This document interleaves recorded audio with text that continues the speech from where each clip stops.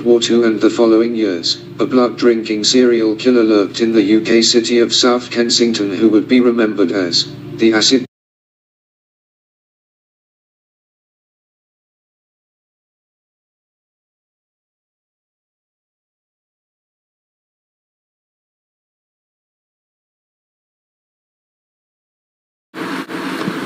Hello and welcome to Quick and Creepy,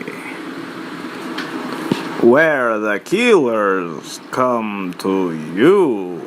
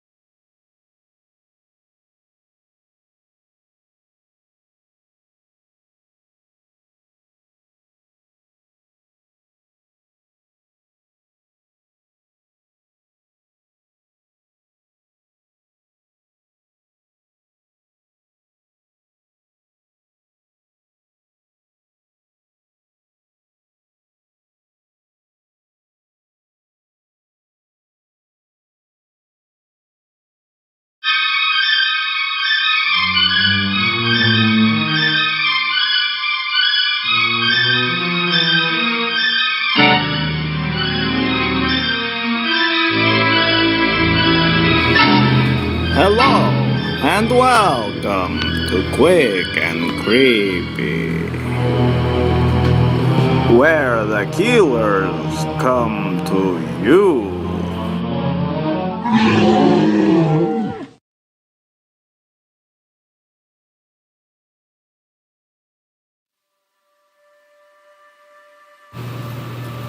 In Southern California during the 1970s, more than 21 young men and boys fell prey to a monster who would shoot them, abuse their corpses, dismember them using a hacksaw or an X-Acto knife, and then dump their bodies wrapped in garbage bags. Patrick Wayne Kearney, the trash bag killer. Kearney was born as the youngest of 3 sons and had a reasonably stable family life growing up. He was short and was the target of bullying in his youth and reported fantasizing about killing his tormentors at the age of 8. During the time of the killings, Kearney was in a relationship with a man named David Hill. Hill grew up in Texas and dropped out of a high school in Lubbock before joining the Army in 1960. He was soon discharged from military service due to a personality disorder that was not specified. Many believe this discharge was related to homosexuality, as the current climate did not allow them to serve. After he returned home, he had a short-lived marriage with his high school girlfriend. In 1962, Hill first met Patrick Kearney, who was stationed in Texas with the Air Force. The pair hit it off, and in 1966, David Hill divorced his wife. And soon after the divorce, he and Kearney moved to California together. The murders began while the couple lived together in Culver City, 1968. The identity of the first victim is unknown, and his body was buried behind the house that Kearney and Hill lived in. His remains would not be unearthed until the murderers told detectives where he could be found in 1977. The police first knew something was happening when the body of 21-year-old Albert Rivera were discarded near San Juan Capistrano in April of 1975. By November, 5 more bodies had been found discarded in LA, Orange, Riverside, and San Diego counties. The victims were all known gay men, and the method of murder was the same in most of the cases. The bodies were found naked in trash bags. Most had been shot in the head, then assaulted, sometimes using a knife, and most had been dismembered.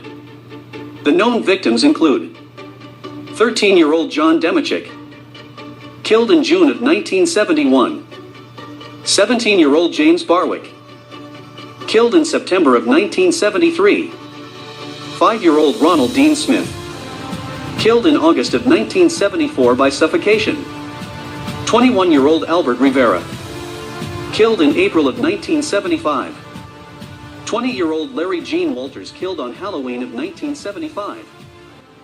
In 1976, Kearney murdered several people, including 17-year-old Kenneth Buchanan and 13-year-old Oliver Molitor. Killed in March. 15-year-old Larry Armendariz. Killed in April. 13-year-old Michael McGee and John Woods. Killed in June. 17-year-old Larry Espy. 20-year-old Wilfred Faherty. Killed in August. 19-year-old Timothy Ingham. Killed in September. 17-year-old Robert Benny Field and 27-year-old David Allen. Both killed in the fall. And Mark Arich. Killed in October. Nicolas Hernandez Jimenez. Killed in January of 1977. 24-year-old Arturo Marquez. Killed in February of 1977. 17-year-old John LeMay. Killed in March of 1977. And 8-year-old Merle Hondo Chance. Smothered to death in April of 1977. There are several additional victims that have never been identified. It was said that many of the killings followed arguments between Kearney and Hill as a way for Kearney to relieve his anger, and the victims were also said to resemble the people who had bullied him in his youth. The murder of John LeMay led to the eventual arrest of the killer. After his disappearance, it was discovered that he had been going to see Kearney's live-in lover David Hill. After the killer heard they were wanted in connection with the murder, he and Hill fled California, returning to Texas. They did not remain in hiding for long. In July of 1977, they returned to California. They entered the Riverside police station and pointed at their wanted poster on the wall and said, "That's us."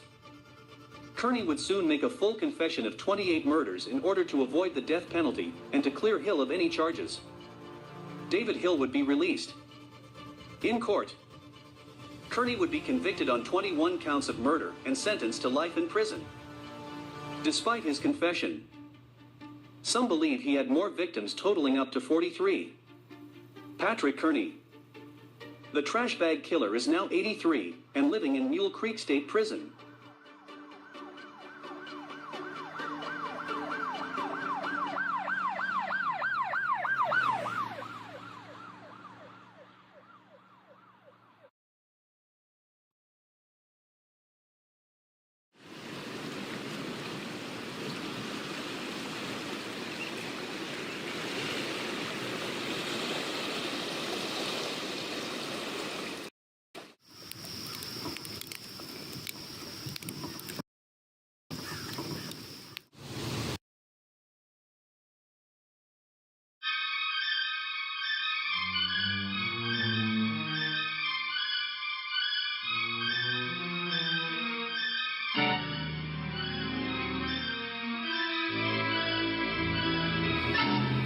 Hello, and welcome to Quick and Creepy, where the killers come to you.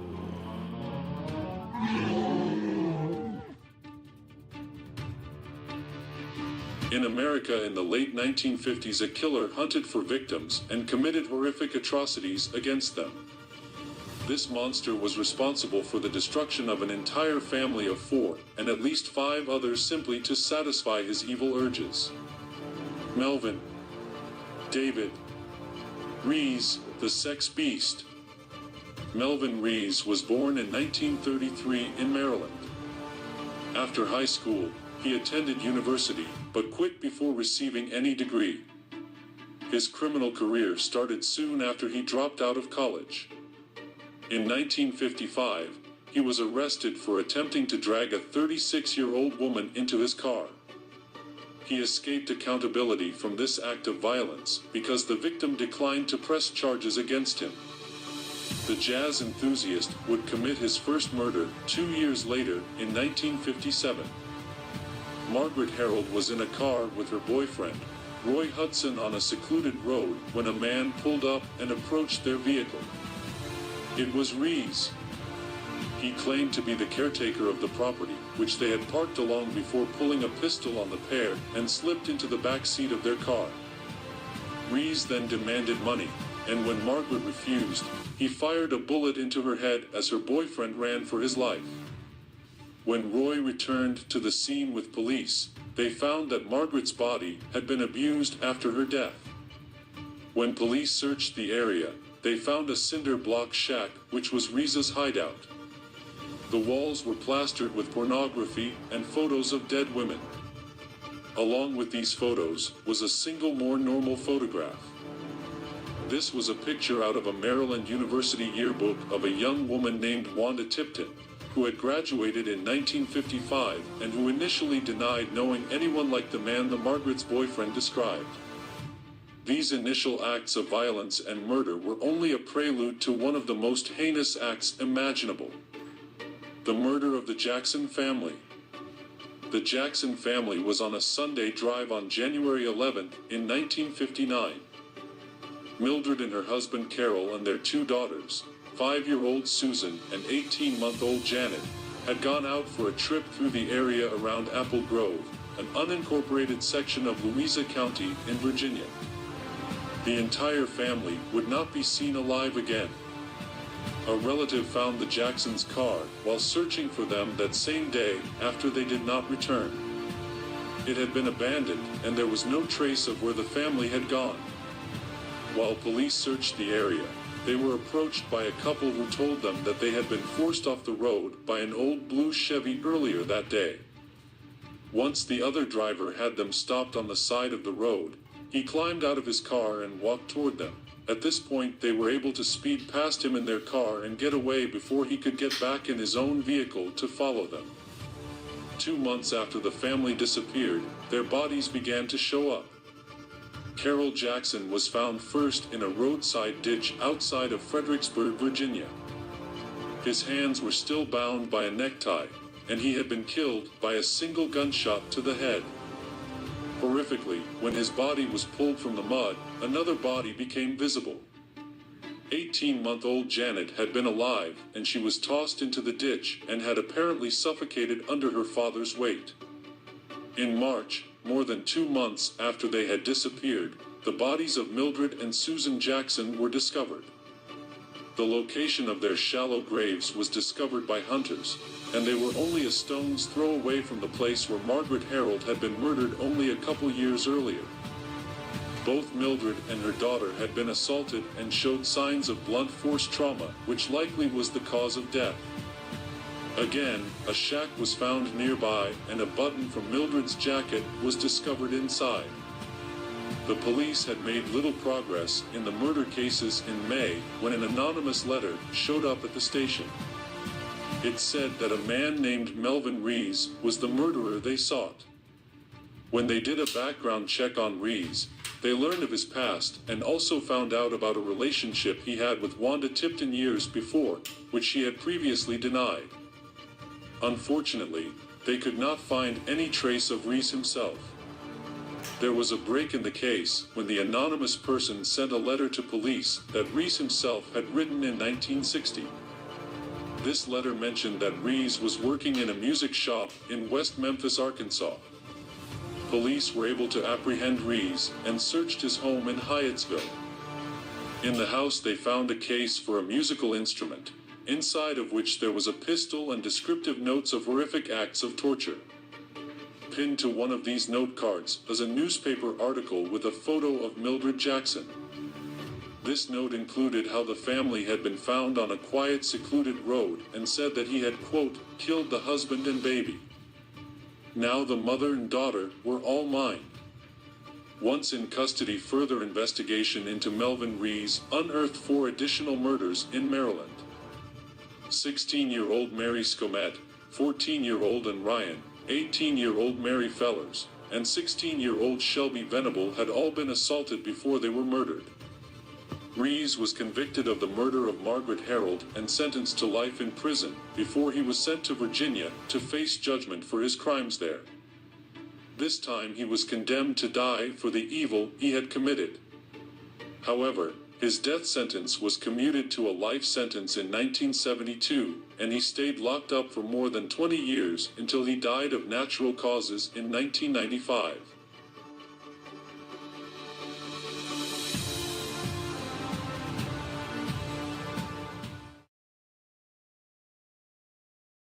Ring in the new year and brighten up at Lamps Plus. Get glowing during our winter sale and clearance and save up to 50% off.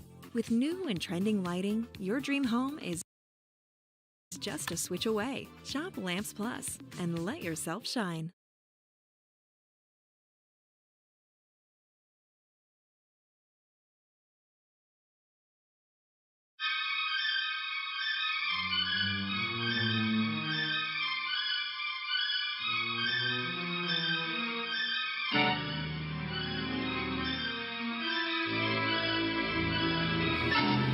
Hello, and welcome to Quick and Creepy,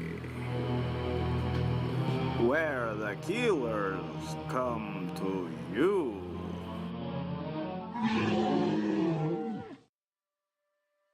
In America during the early 1970s, a killer lurked in Minnesota, Washington, and other northern states, killing at least 5 people.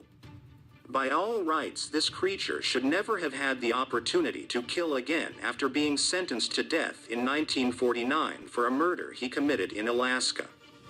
Because of improper police procedure, he was able to receive parole for that killing in 1960 and resumed his hunt for victims. Harvey Lewis Carignan, the want-ad killer, aka Harv the Hammer. Harvey Carignan was born May 18, 1927, in Fargo, North Dakota, to a single mother in her early 20s. He was passed around various family members and descended into criminality at an early age. He was sent to a reform school at age 11, where he would spend 7 years. During this time, he claimed he was sexually abused by female staff members and was also diagnosed with a nervous disorder characterized by twitching arms and legs. At age 18, he left the reform school and joined the army. 4 years later, he would commit the murder for which he was sentenced to death. In 1949, Harvey Carignan assaulted and murdered a 57-year-old woman named Laura Showalter. Not long after his sentence, Carignan's lawyers filed an appeal. The Supreme Court found that his confession had been obtained illegally, as the police had promised he would not be executed if he confessed. Because of this, the death sentence was nullified and Harvey was transferred to the infamous Alcatraz prison.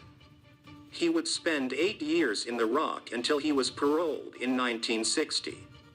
Only a few months after his release, Carignan was arrested for burglary, assault, and attempted rape in Minnesota. He was convicted and sentenced to 2.5 years in Minnesota State Prison and just under 6 years in federal prison at Leavenworth in Kansas. Again, the convicted murderer was paroled, and in 1964 he was released. He moved to Seattle, where he would be arrested the same year he was released, this time for burglary. For this, he was sentenced to 15 years in Walla Walla State Prison. But he was released on parole after barely 4 years had passed. He got married in 1969 to a woman named Sheila Moran. He then moved in with her and her daughter. But that same year he was arrested yet again for violating his parole and for robbery. His wife also divorced him due to physical abuse during his year sentence in prison. 2 years after his release, in 1972, Carignan would marry again, this time to a woman named Alice Johnson, a mother of 2. Her son, Billy, would soon leave the house due to the physical violence he suffered at the hands of Harvey. Also in 1972, Harvey killed again. A woman named Virginia Piper disappeared. Another woman, 19-year-old Laura Brock, was found beaten to death. Witnesses had witnessed her climbing into Carignan's truck. The next to fall prey to the depraved killer was a 15-year-old girl named Kathy Sue Miller. She had responded to a wanted ad for employees at a gas station. She was assaulted, then beaten to death with a hammer. Her body would not be found for 2 months. 2 boys found her naked body wrapped in plastic on the Indian reservation near Everett, Washington. 1 month after killing Kathy Sue Miller, Harvey attacked a woman named Mary Townsend. The 47-year-old had been waiting at a bus stop when she was knocked unconscious. When she awoke in his truck, he demanded she perform sexual acts. Fortunately, she was able to escape by leaping from the moving vehicle. Within days, he would be arrested for assaulting his wife Alice, and she left him. However, he was free to kill again 3 months later. In September 1973, he picked up a 13-year-old hitchhiker named Jerry Billings. He assaulted her in his truck before releasing her. Fortunately, she did not report the crime for months. Harvey picked up another hitchhiker in May 1974 in Minnesota. Her name was Eileen Hunley. The pair began dating and Harvey moved in with her. But, when she attempted to leave him that August, he killed her with a hammer. When her body was found over a month later, her skull had been crushed from the hammer blows, and she had been assaulted using a tree branch. In September of that year, Carignan picked up a pair of hitchhikers in Minneapolis, 17-year-old June Lynch and 16-year-old Lisa King. He took them outside of town and attacked them with a hammer. Lisa escaped while he smashed June, and he dumped her body out of the truck and sped off. 1 week later, he attacked Gwen Burden, who he had picked up in a Sears parking lot. She narrowly survived the ordeal after he dumped her unconscious in a field. Over the next week, Harvey would attack 3 more women. Versoy and Diane Flynn were picked up and forced to perform depraved acts on Carignan while he threatened them with a hammer if they did not comply. They were able to flee the monster when he stopped to get gas. But his next victim, Kathy Schultz, would not be so lucky. Her body was found by hunters in a cornfield 40 miles outside of Minneapolis. Once again, her skull had been smashed by repeated blows from a hammer. Police in Minneapolis and Washington were coming together at this point to compare crimes and were able to present a lineup to surviving victims. Harvey Carignan was picked out as the attacker. When he was arrested, police found maps in his possession which had been marked with red circles in both the US and Canada. Some of these designated places where Carignan had applied for work and others where he had purchased vehicles. However, others linked the killer to unsolved murders and attacks on women. One of these circles was at the location where Laura Brock had been kidnapped in Washington. One designated the place where a murdered girl had been found in North Dakota, and another was placed at the intersection where Mary Townsend had been waiting for a bus when Harvey attacked her with a hammer. In February of 1975, Carignan was tried for his crimes against Gwen Burden. He attempted to claim insanity and explained that God had instructed him to attack women. The jury was not fooled and found him guilty. His sentence was a maximum of 40 years in prison. Unfortunately, Minnesota law prevented a sentence from exceeding 40 years, and so the other guilty verdicts did not add to his time behind bars. He was found guilty of the assault on Jerry Billings, the murder of Eileen Hunley, and the murder of Kathy Schultz. Luckily, his sentence was changed to life imprisonment, and he has been denied parole. He was sent to the Minnesota Correctional Facility in Bayport. As of 2022, according to Minnesota's corrections database, he is still alive at age 94 and housed at the Minnesota Correctional Facility in Faribault.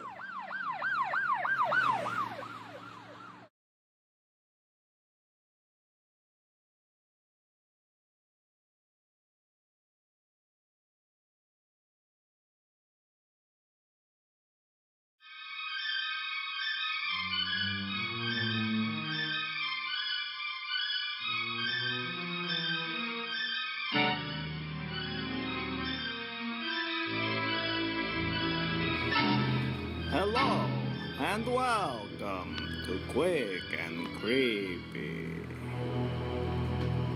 where the killers come to you. From 1992 to 1994, a vicious killer murdered at least 10 women. This monster becomes even more depraved when one considers most of the victims were women that he knew. Henry Louis Wallace, the Charlotte Strangler, aka the Taco Bell Strangler. Henry Wallace was born November 4, 1965, in Barnwell, South Carolina. His mother was a textile worker who spent long hours away from home. When she was home, she was said to be a harsh disciplinarian. A social worker said that the mother controlled her son using both violence and emotional abuse. Wallace attended Barnwell High School. During these years, he was elected to the student council. Henry would also join the cheerleading squad. The girls on the team referred to him as both positive and polite. After high school, Wallace made an attempt at college but failed out of 2 different schools between 1983 and 1984. While attending college, he also worked as a DJ at a radio station. He lost this job when he was caught stealing music from the station. With both his academic and professional endeavors failing, Henry Louis Wallace joined the military in late 1984 and spent the next several years in the Navy. He also married a woman named Marietta Brabham, who he had dated off and on since his sophomore year in high school. He received an honorable discharge from the military, despite drug use including crack cocaine. His known crimes started around the time he left the Navy, beginning with burglaries, which he was sentenced to probation for. His probation officer noted that during the 2 years he was assigned to Henry, that he rarely showed up for mandatory meetings. The murders began 2 years after this charge. In 1990, he murdered a woman named Tashonda Bethia.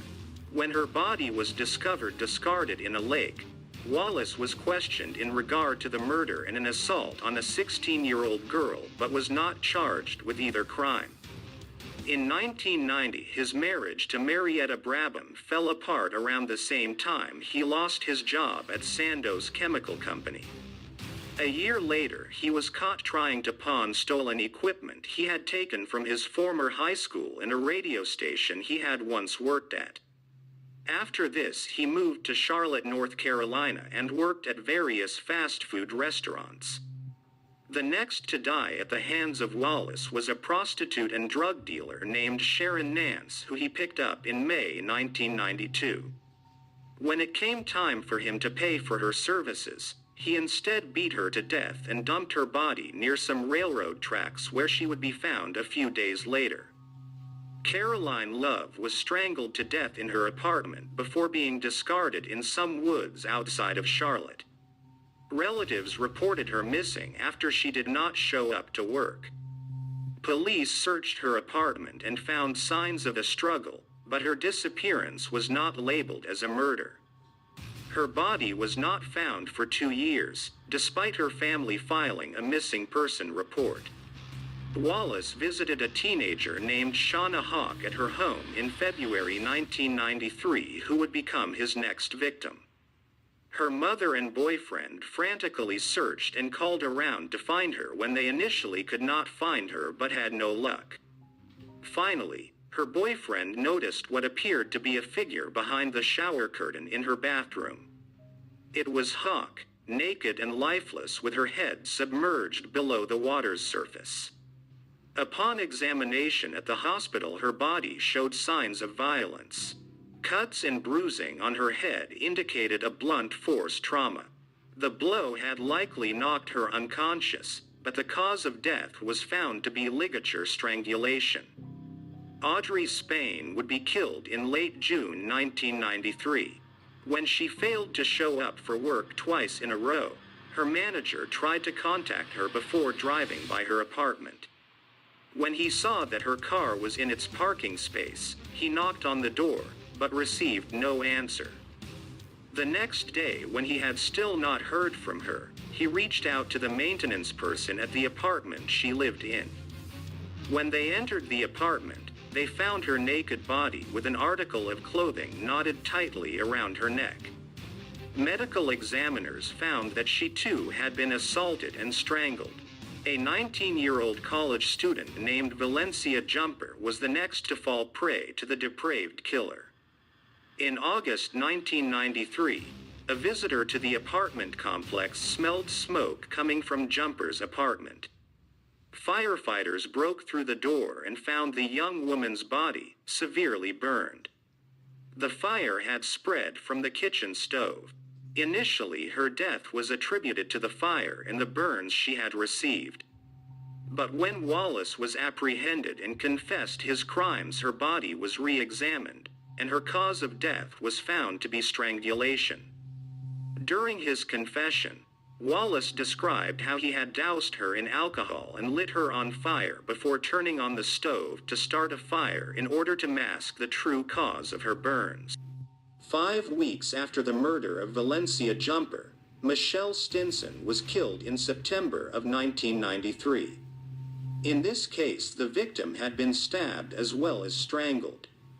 Her body was found with a large kitchen knife protruding from her back by her 2 sons. The phone had been ripped from the wall and the children ran to a neighbor to report what they had found. When she was examined, it was found that she had also been strangled using a cord or rope. However, this was done post-mortem. A few months later, in February 1994, Vanessa Mack was murdered by the remorseless killer. Her mother had come to pick up her granddaughter and found her door to be ajar. Inside, she found her 4-month-old granddaughter asleep on the couch, and her daughter did not respond when she called out. She soon discovered that a pile of blankets on the bed concealed the body of her daughter, Vanessa. A pillowcase was twisted around her neck, similar to other victims. When police arrived, they knew Vanessa was another victim of the Charlotte Strangler. In March of that year, the killer escalated his pace, killing 3 women in 3 days. Henry Louis Wallace seemed crazed with bloodlust and was not as careful to conceal evidence as he had been in the previous cases. On the 9th of March, Betty Bocom, an employee of the same restaurant which Caroline Love had worked at, did not show up for work. The manager reacted quickly since the disappearance of Ms. Love was still fresh in his mind. The next day he called police. When they entered her apartment, they found her fully dressed face down on her bed. She still had the towel that had been used to strangle her twisted around her neck. In addition to the murder, her apartment showed signs of being ransacked. A TV and VCR were missing as well as her vehicle. While police investigated the death of Bocom, another murder was reported. Brandy Henderson had been found dead by her boyfriend. She lived in the same apartment complex as Bocom. She was found dead with towels again used to strangle her. Horrifyingly, her 10-month-old son had also been attacked and strangled and was barely clinging to life. Thankfully, he recovered without permanent brain damage from the assault. The final victim of Henry Louis Wallace was a young woman named Deborah Slaughter. Her body was found after Wallace had been arrested. She had been beaten, stabbed, and a towel had been shoved down her throat. Prior to the discovery of Deborah Slaughter, police had zeroed in on the killer. They had found that there was a common person associated with the victims, Henry Louis Wallace. He had been the manager of a Taco Bell where both Shauna Hawk and Audrey Spain had worked. Valencia Jumper had been close friends with the killer's sister. Michelle Stinson had been a regular at the Taco Bell which Wallace had worked at, and the two were casual friends. Vanessa Mack was the sister of one of Henry's ex-girlfriends, and Betty Bocom was friends with his girlfriend at the time. This girlfriend, Sadie McKnight, had also been roommates with Caroline Love, who was still listed as a missing person. When police approached Ms. McKnight, she was taken aback at the accusations. However, she soon realized that the jewelry he had given her was familiar, and it soon dawned on her that it had belonged to the slain women. Soon Betty Baucom's stolen car was found abandoned. Fingerprints were discovered on the trunk which matched those on file for Henry Wallace. With the mounting evidence, police began to search for the suspected killer. He was arrested on the 12th of March 1994. He gave in without a fight, and it was noted that he was very calm when he was apprehended, as if he did not have a care in the world. When asked why he thought he had been arrested, Wallace mentioned an outstanding warrant for theft. However, after he had been interrogated extensively, he admitted to the murders of the Charlotte women. His taped confession lasted several hours as he went into graphic detail, describing everything down to the victims' final words and his own thoughts as he killed them. He also said how he had revisited the corpses in some cases to observe their deterioration. During this confession, he mentioned the murder of Sharon Nance as well as Tashonda Bethia, which had not been connected with the other murders by police. After his admission, Wallace is quoted as saying he felt like a big burden had been lifted. On April 4, 1994, Henry Louis Wallace was indicted for a laundry list of crimes including the 9 murders, assault, and robbery. He made an attempt to suppress his taped confession from court, claiming it had been coerced. However, his own words during this confession led to this claim to be debunked, and after his legal team had time to prepare for the case, he was on trial for his crimes in 1996. Despite the efforts of his defense, his detailed description of the women's facial expressions in death and his attempt at killing the 10-month-old child, the fingerprint evidence, and the rest of his recorded confession led the jury to find him guilty.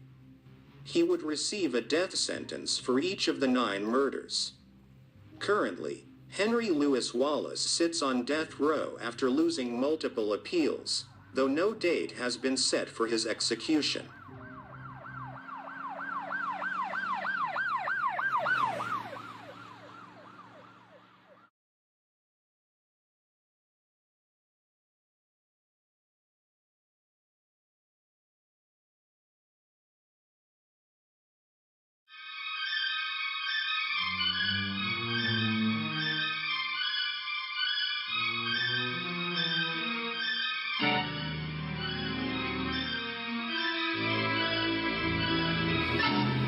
Hello, and welcome to Quick and Creepy, where the killers come to you.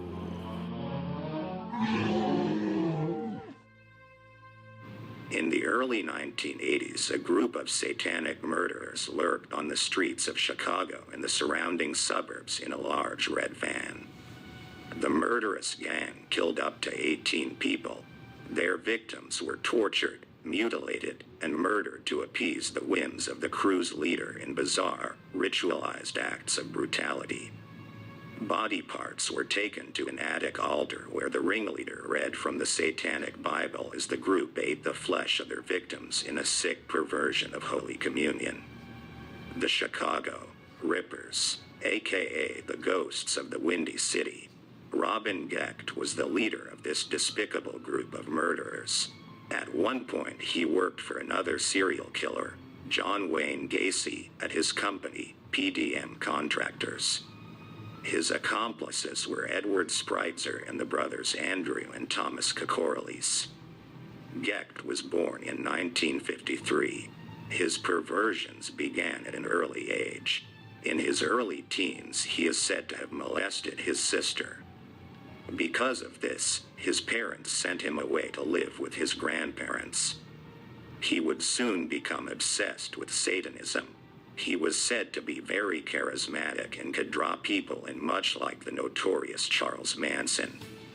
One of the investigators would compare the two, stating that Gecht made Manson look like a Boy Scout. While working for PDM Contractors, Gecht would mold the crew of young men into a cult-like team of killers. He would often read passages of the Satanic Bible to his accomplices as they committed their heinous atrocities. Edward Spreitzer was born in January 1961. Andrew Kokorlis was born in July 1963, and his brother Thomas was born in 1958. The murders began on the 23rd of May 1981. 28-year-old prostitute Linda Sutton was kidnapped from a Chicago suburb. 10 days after Sutton disappeared, the smell of death was reported behind a motel in a town called Villa Park. Police arrived expecting to find a dead deer, but instead found the young woman's body. She had been handcuffed, then stabbed and mutilated. Her left breast had been completely removed. Due to the extreme nature of the violence committed against her, she was only identified through dental records. The next known murder did not occur until almost exactly 1 year after the first killing. On the 15th of May in 1982, Lori Borofsky was snatched off the street as she approached the Elmhurst Realtor's office where she worked. Her boss found personal items scattered outside the business, and a man named Frederick Moberly, who worked near the site of the abduction, reported seeing a reddish-orange van parked in a normally empty lot close by. Her skeletal remains were found 5 months later at a cemetery in the town of Darien.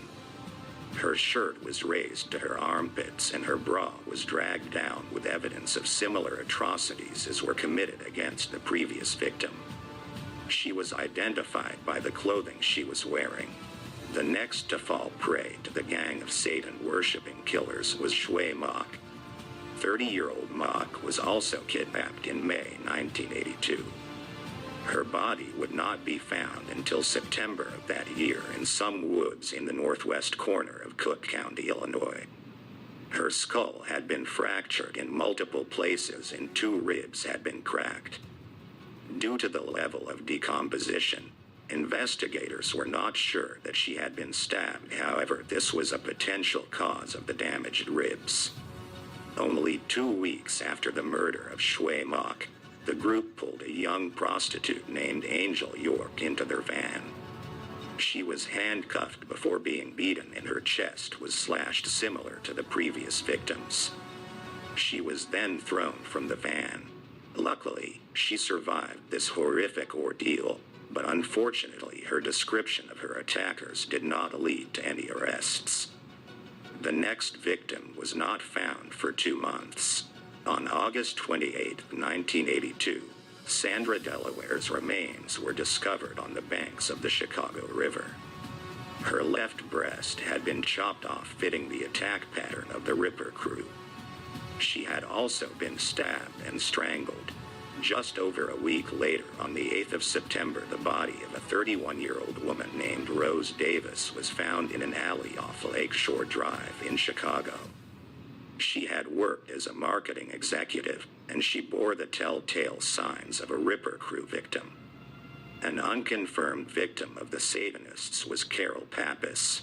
She was the wife of Chicago Cubs pitcher Milt Pappas. She went missing on September 11, 1982. Her body was found 5 years later. Her death was ruled as an accident. However, some investigators believe she fell prey to the Rippers. The next victims broke the gang's pattern of murder. On October 6, 1982, Spreitzer was driving the group's van when Robin Geck told him to slow down as they approached 2 men in a phone booth. He then raised a rifle and opened fire on the pair.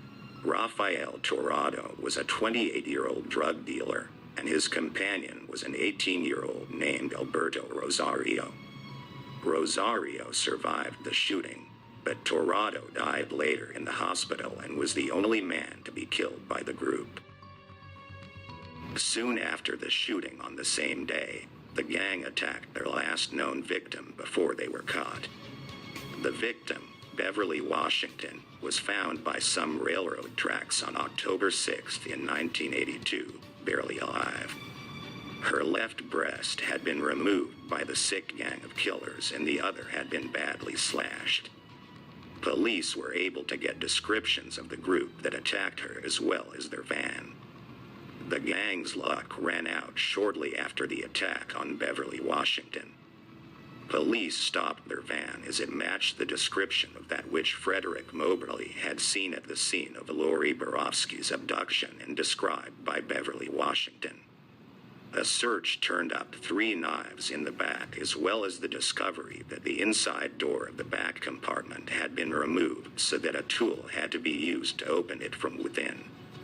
Edward Spreitzer had been driving, but the vehicle was registered to Robin Gecht, who had been on the police's radar since 1981 when a criminal complaint was filed against him, but not enough evidence could be found to arrest him at the time.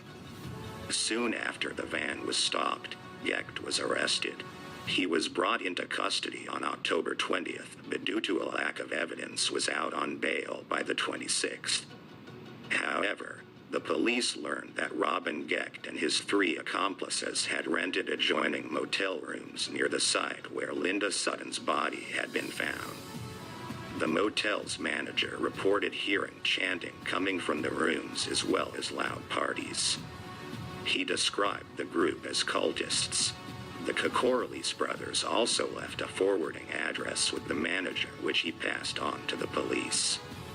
When police arrived at the address, they found Thomas, and his answers to their questions were suspicious enough to earn him a trip to the police station. After failing a polygraph examination, he broke and began telling police of the group's sadistic rituals in their makeshift satanic chapel in Robin Gecht's attic. He described how they tortured the victims with knives and ice picks, as well as assaulting them sexually and amputating a breast using a wire garrote before ultimately killing them as a sacrifice to the devil. The group would then eat a portion of the severed body part, and the rest was put into a box where Gecht treated them as trophies. Thomas Kokorlis said that at one time he saw 15 separate breasts in this box.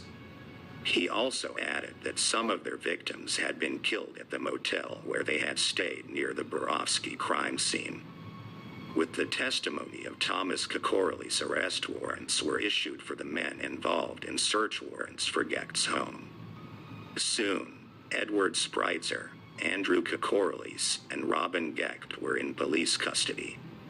In Gecht's upstairs room, the police found the satanic chapel that Thomas had described, as well as a rifle which matched the weapon used in the Toronto shooting. Thomas was charged with the murder of Linda Borofsky and indicted on November 14th. His brother Andrew and Edward Spreitzer were charged with the assault and murder of Rose Davis on the same day. Gecht was charged with multiple counts, but during his trial, which began in September 1983, he only confessed to the attack on surviving victim Beverly Davis. He was subsequently convicted and sentenced to 120 years in prison. Thomas Kokorlis and his lawyers attempted to prevent his admission from being entered as evidence unsuccessfully, and he was sentenced to life in prison. Edward Spreitzer pled guilty to the murders of Davis, Delaware, Mock, and Toronto, and was sentenced to life for each on April 2, 1984. On March 20th, he was sentenced to death for his role in the death of Linda Sutton. This death sentence would later be commuted to life in prison. Andrew Kokorlis was sentenced to death for the murder of Rose Davis on March 18, 1985. He was killed by lethal injection on March 16, 1999. Robin Gecht is currently housed in Lawrence Correctional Center. Edward Spreitzer is currently housed in Statesville Correctional Facility. Thomas Kokorlis was able to fight for parole eligibility in an appeal and was released in 2019. In a bizarre twist, Robin Gecht's son, David, would also grow up to become a murderer. David Gecht was convicted of murder in March of 2000 and is currently housed at the Pontiac Correctional Facility.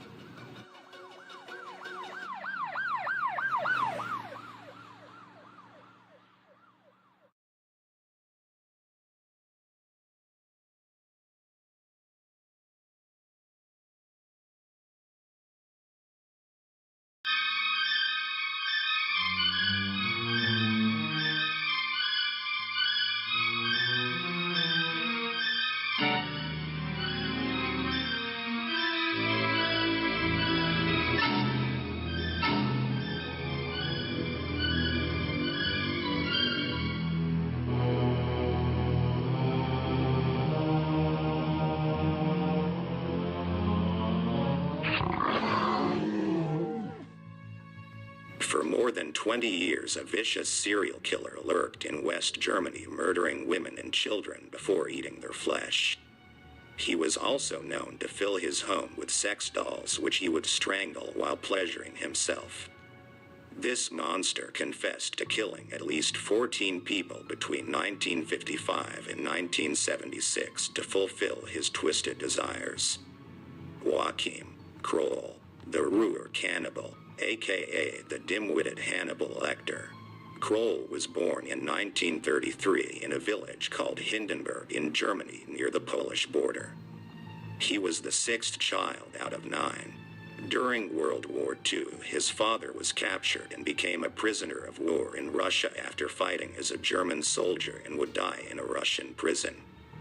Joachim was known as the town idiot and only stayed in school up to the 3rd grade. He would later be found to have an IQ of 76. In 1947, his family moved to West Germany, where Kroll would later hunt his human victims. The murders began in 1955, shortly after his mother died in late January. The first victim was a 19-year-old named Irmgard Strell, who Kroll killed that February, only weeks after his mother passed away. He had asked the young woman to go with him on a walk. After she rebuffed his attempt to kiss her, he responded by stabbing her 4 times and raping her before strangling her to death. Her body was found in a barn, and she had been disemboweled similarly to how an animal would be butchered. He was only 22 years old at the time. In 1956, Joachim Kroll would strike for the second time. This murder took place in a small town called Kirkellen. Erika Schuletter was only 12 years old when she crossed paths with the depraved cannibal. She was raped, then strangled to death. In later years, when he stood trial, Kroll would not be charged with her murder due to a lack of evidence connecting him to the crime. 3 years later, the killer would earn the nickname, the Ruhr Cannibal, after he sliced strips of meat from his 3rd victim and took them with him to eat. Manuela Knott was 16 when she was attacked by Kroll in 1959 near Essen. He raped and killed her before slicing flesh from her legs and taking it with him to eat.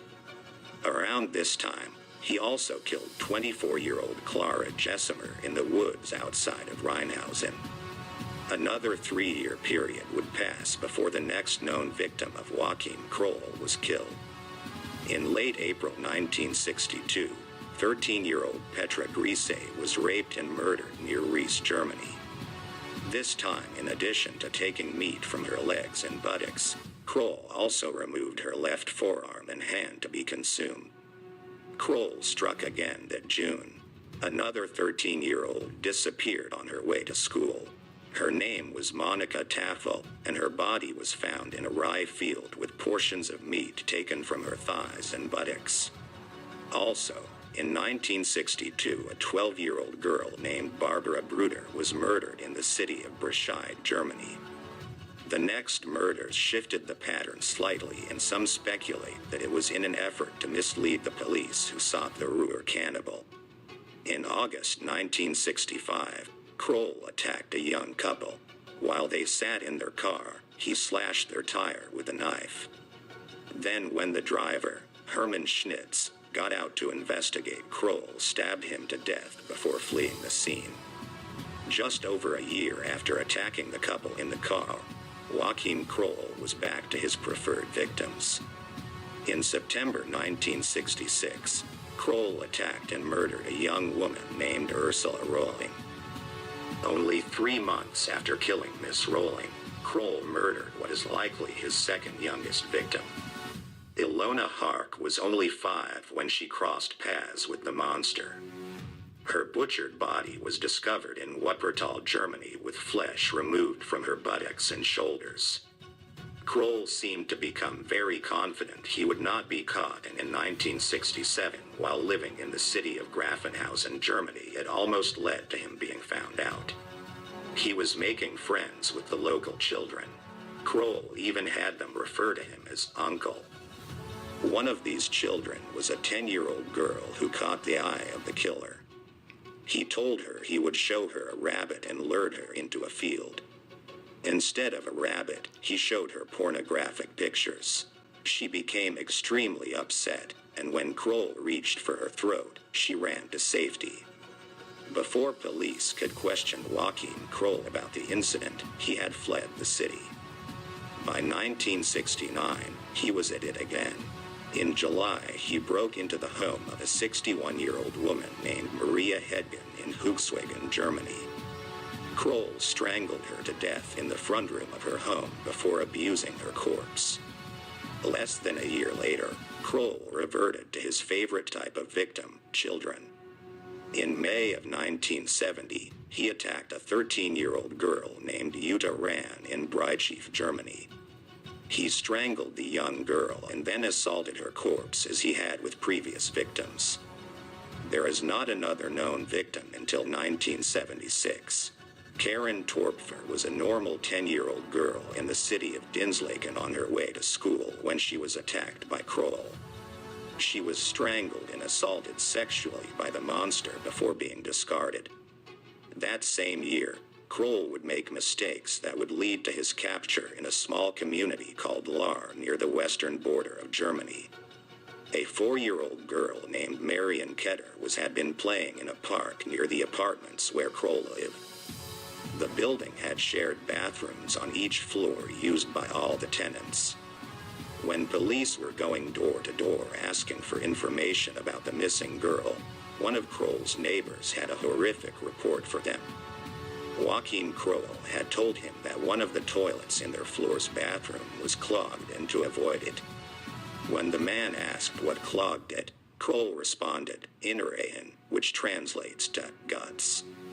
The police brought in a plumber to clear the pipes out to find what was in them. They were horrified when he pulled out the lungs of a child along with other organs. The police immediately rushed to speak with Kroll. What they found in his apartment was as bad as what would he found decades later in the apartment of Jeffrey Dahmer. Once police searched Joachim Kroll's apartment, they found a large amount of human meat.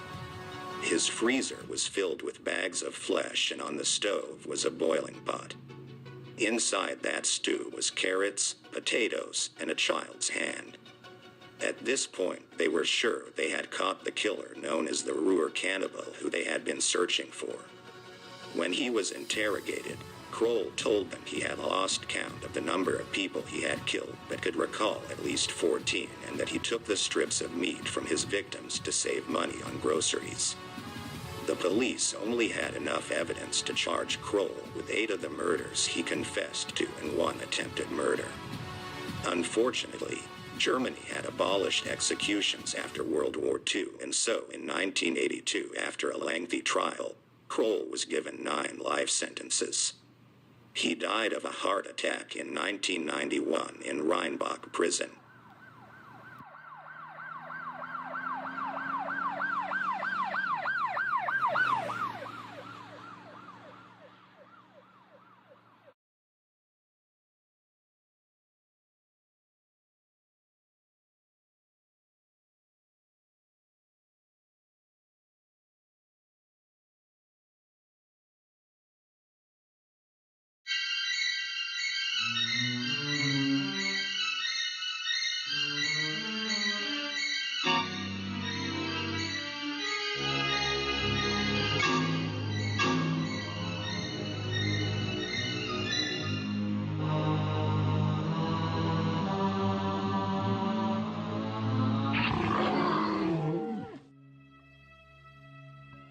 From 1913 to 1929, a shadow loomed over Dusseldorf and the nearby city Cologne. This monster stabbed and strangled his victims and in some cases drank their blood. No one was safe from this monster, and it is believed he had murdered 2 children before his 10th birthday. Before he was done, at least 9 people lost their lives at his cruel hands. Peter Kürten, the vampire of Dusseldorf. Peter Kürten was born in 1883, 5 years before Jack the Ripper would stain the streets of London with blood and gore.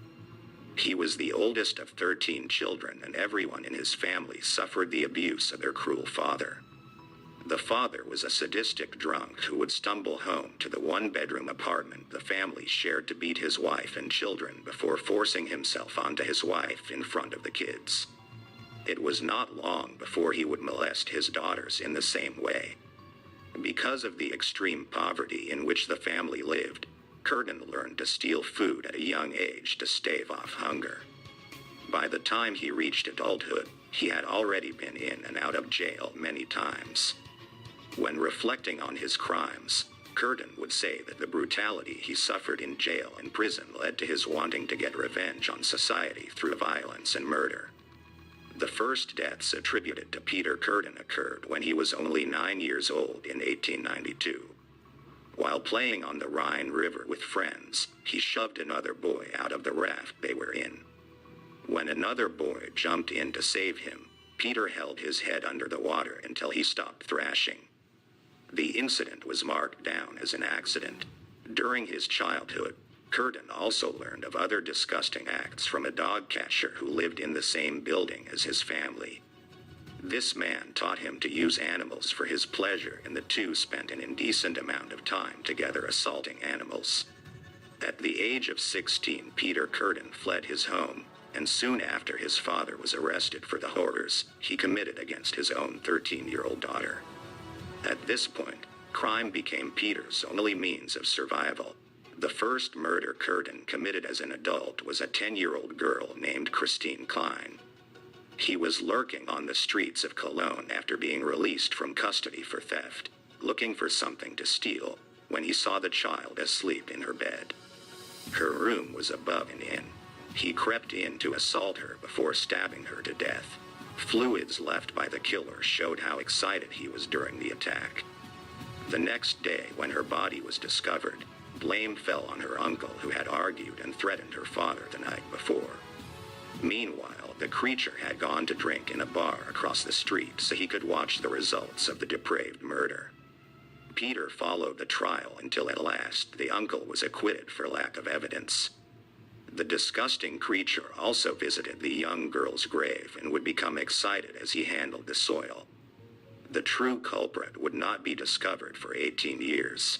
Shortly after the murder of Christine Klein, Curtin attacked a 17-year-old girl named Gertrude Franken. He was burglarizing her home when he came across her asleep in her bed. He strangled her but was unsuccessful in killing her and fled before he was caught. As the First World War loomed, Curtin was called up into the German army. However, discipline and honest work did not suit him, and he deserted. He was soon caught and imprisoned throughout the war. While he was locked up, Curtin intentionally broke rules in order to stay in solitary confinement. After he was released in 1921, he moved in with his sister in a city called Altenburg. Soon after arriving, he met a former prostitute named Auguste Scharf. She owned a candy shop and would become his wife. She had herself spent several years in prison for shooting a man for standing her up at the marriage altar. The couple lived in Altenburg until 1925. Curtin found work as a molder, which was the same occupation as his abusive father. During this time, he also became a trade union organizer. However, this brief period of peacefulness fell apart as Curtin's self-control faltered. In 1925, the couple moved to Dusseldorf, and the creature known as Peter Curtin soon left his mark on the city. Over the next 3 years, he would commit arson and would attack at least 4 women. He strangled them until they were unconscious, sometimes during sex. In 1929, Curtin's restraint fell by the wayside, and once again he gave in to his murderous impulses. On the 3rd of February, he attacked a woman named Apollonia Kuhn. He pulled her into some bushes where they were concealed from view, then stabbed her repeatedly with a pair of scissors. Luckily, she survived the attack, but 1929 would be marked by other murders committed by the monster the press referred to as the Vampire of Dusseldorf. An 8-year-old girl named Rosa Ollinger was walking in the city on February 8th when Peter Curtin attacked her.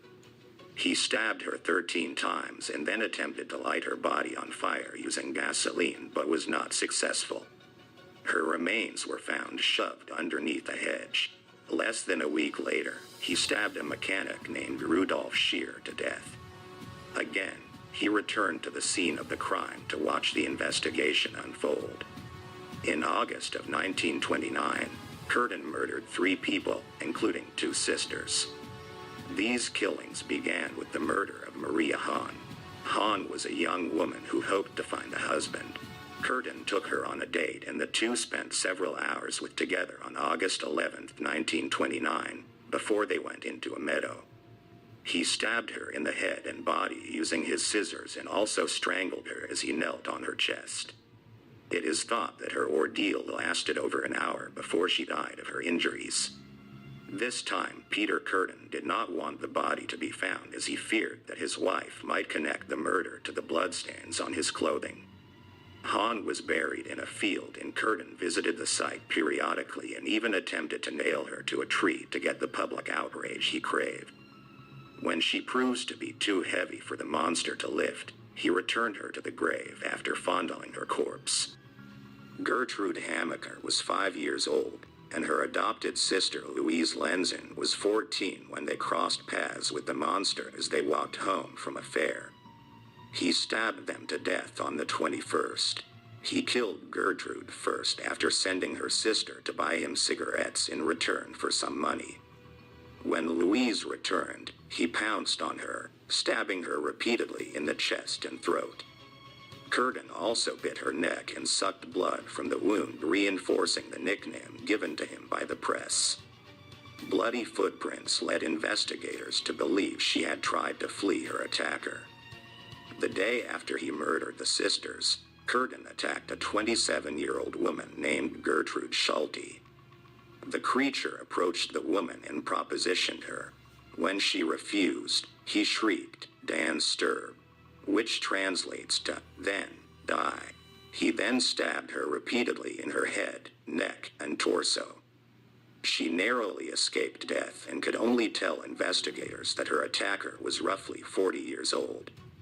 Curtin attacked 2 more people in September who survived before shifting his methods again to throw police off his trail and to make the killings seem unconnected.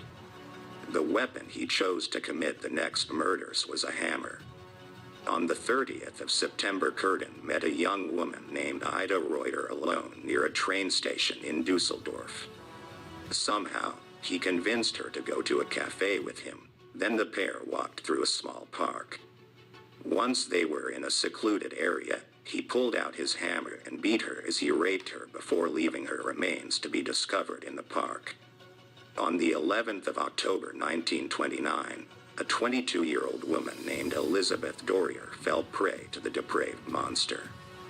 Curtin approached her outside of a theater and talked her into joining him for a drink at a nearby cafe. After the cafe, they took a train to Grafenberg to walk along the Dussel River. Using the hammer, Curtin struck her in the head before raping her. When he was done abusing her, he once again beat her with the hammer. When she was found early the next morning, she was still alive but died soon after in the hospital. The next pair of women Curtin attacked would escape. On the 25th of October, Curtin broke his hammer as he attacked the women, allowing them to escape.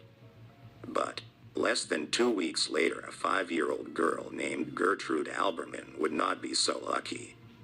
Curtin once again had a pair of scissors to use as his murder weapon.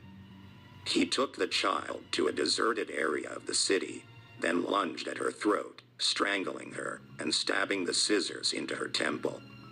After she collapsed onto the ground, he continued stabbing her dozens of times in the head and chest before concealing her remains under some foliage. The different methods of murder and backgrounds of the victims led the police to believe that they were committed by multiple killers, and more than 9,000 suspects were interviewed and many times more were listed as potential culprits.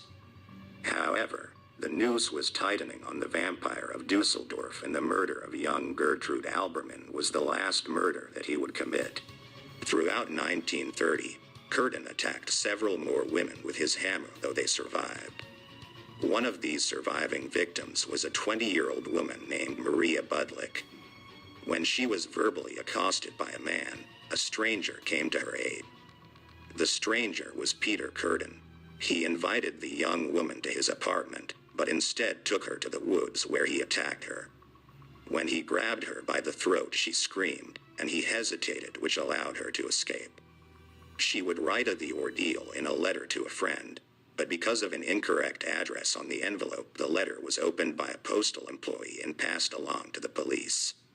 She was able to give police the address of her attacker, and the landlord confirmed the man was Peter Curtin. Knowing the end was near, he soon confessed his crimes to his wife and told her to turn him in to get the reward for his capture. Once in police custody, Curtin readily admitted he was the killer that they had been searching for. It was at this point he admitted to the unsolved murder of Christine Klein and 8 other murders. He also told police how he had drunk the blood from 3 of his victims, and that when he murdered Maria Hahn, he had consumed so much of her blood that he became sick and vomited. On April 13, 1931, Curtin's trial began. He was charged with 9 counts of murder and 7 counts of attempted murder. He attempted to claim insanity. However, a number of psychiatrists were brought in to testify against this assertion. During the trial, he was kept in an iron cage to protect him from his victims' relatives. After a 10-day trial, Curtin was found guilty and sentenced to death, to be carried out on July 1, 1931. For his last meal, Curtin had Wiener Schnitzel, fried potatoes, and a bottle of wine. Moments before he was beheaded by guillotine, he asked the psychiatrist who was present whether he would live for a few moments after his head was removed. When he was told yes, he said that the sounds of his own blood gushing from his neck would be the pleasure to end all pleasures. The killer's head was kept for analysis, but there were no noticeable abnormalities which would account for his monstrous behavior. His head can still be seen today in Ripley's Museum in Wisconsin.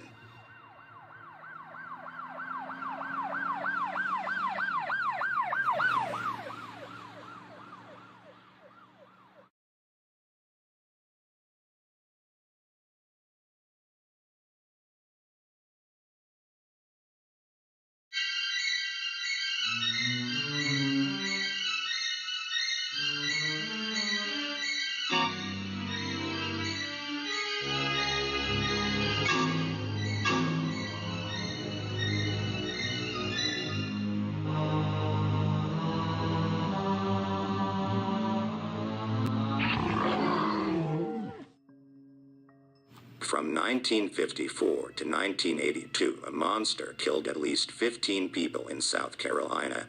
However, the killer claimed to have slain over 100 victims during his murderous career. He drove a hearse and bragged about having his own private cemetery. The methods he used to kill include stabbing, shooting, strangling, and even drowning. Sometimes, to add to the physical torture he inflicted on his victims, he would eat their flesh in front of them or even force them to eat it.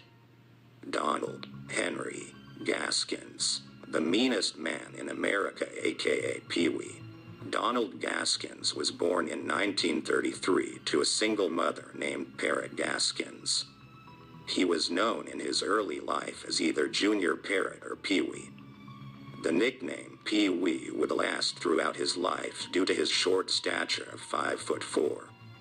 Gaskins spent his childhood being utterly neglected by his mother to the point that he did not even know his real name was Donald until he heard it in court as a teenager. As an infant, Gaskins suffered convulsions which were attributed to him drinking a cup of kerosene. He would soon become entangled in the legal system when he and a couple of friends began committing crimes together, such as burglaries, assaults, and some even more serious offenses which would mark the trajectory his life would take. This crime spree ended when Gaskins was arrested for attacking a woman with an axe during a burglary. He was sentenced to spend 5 years at the South Carolina Industrial School for White Boys, where he would routinely be sexually assaulted by the older inmates. He would eventually escape and marry a 13-year-old girl while traveling with a carnival. However, before long, Gaskins returned voluntarily to the reformatory to finish his sentence and was released in 1951. After being released from the reformatory, Pee-wee returned home to find his mother remarried to a man who would beat him and his brothers just for fun. He held various jobs such as working on a tobacco farm, but soon realized that he could get more money by stealing the tobacco and burning the farm than he could by working the fields. In 1952, he was again arrested, this time for arson and for attempted murder because of his beating a woman in the head with a hammer in the tobacco fires. After being acquitted on the arson and pleading down the attempted murder to assault and battery, Pee-wee shouted obscenities at the judge, which caused his 18-month sentence to be swapped for 5 years plus an additional year for contempt of court due to his outburst in court. It was during this sentence that Gaskins would commit his first murder. He was again sexually assaulted behind bars, only this time Pee-wee fought back. 9 years were added to a sentence when Pee-wee slit the throat of a man who was trying to rape him, but at least he had the respect of the other prisoners. More time was added after a failed escape attempt in 1955. It was during this year that his wife divorced him. Pee-wee was finally paroled in Carolina in 1961 with $20 and a bus ticket back to Florence. He returned to burglary as a means of making money and also worked as the driver for a traveling minister. Through this job, he gained access to new neighborhoods and towns to burglarize. Only a year later, Pee-wee was charged with statutory rape and fled to North Carolina. While there, he married a 17-year-old who soon turned him into the police for the rape. This time he was sent to Columbia Penitentiary for 6 years. Upon his release, he was filled with hate, racism, and anger. He also complained of a physical pain in his body that could only be soothed by violence.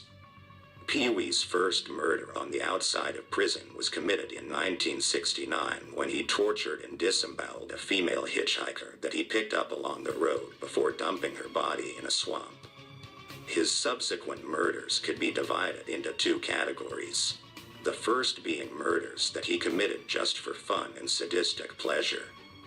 And the second, what he thought of as more serious, were his killings of acquaintances and accomplices to avoid arrest or for personal reasons such as financial gain.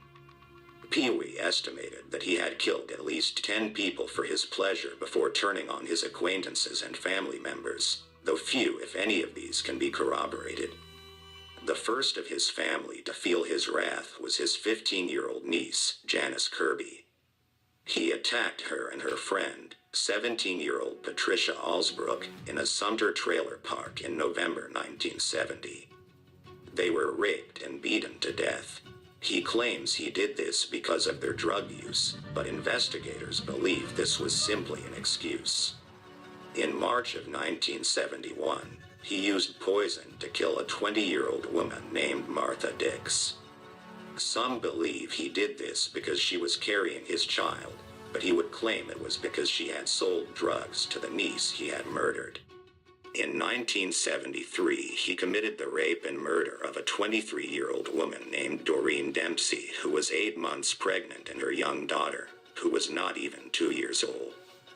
Pee-wee would later describe this rape as the most pleasurable experience of his life. These killings were done out of racism, due to Doreen's daughter and unborn baby being biracial. In June 1974, Gaskins used a gun to kill his accomplice Johnny Sellers and his girlfriend, Jessie Judy. Sellers was a 36-year-old man who was a part of a car theft ring with Pee-wee. When he asked about the money he was owed from one of their crimes, Gaskins shot him. He then turned the gun onto Sellers' 22-year-old girlfriend, Jessie, for fear she would go to the police about the shooting and car thefts. The next killing was part of a murder for hire plot. In 1975, Gaskins slashed the throat of Silas Yates in return for $1,500 from Yates' ex-girlfriend and her husband. In April of 1975, He murdered the estranged wife of one of his accomplices and her boyfriend, who was another of his partners in crime. Diane Neely was stabbed to death along with her boyfriend Avery Howard. Diane had threatened to report Gaskins to the police for engaging in obscene acts with minors. Her boyfriend had asked for money to pay for a lawyer after he was arrested for the crimes they committed together, which made Pee Wee fearful that he would turn him into police to protect himself. A 13-year-old girl named Kim Gelkins was the next to die at the hands of the depraved killer. He had trafficked her from North Charleston. When she started talking about turning him and others in for abusing her, Gaskins stabbed her to death to avoid being arrested. The last known free world victims of Henry Gaskins were Dennis Bellamy and John Henry Knight. Bellamy was 27 and his half-brother Knight was 15 when they agreed to sell stolen guns to Pee Wee. When he never paid the two, they went to his trailer in Prospect, South Carolina, to reclaim the guns. On October 10, 1975, he led them into the woods and shot both of them in the back of the head. Pee Wee was yet again arrested in November 1975 after one of his accomplices in the murders, Walter Neely, went to the police about the murders of Dennis Bellamy and John Knight. Walter Neely's estranged wife, Diane, was another of Pee Wee's victims. He turned state's evidence and led detectives to 8 buried victims in the woods. Pee Wee was indicted on these murder charges in 1976.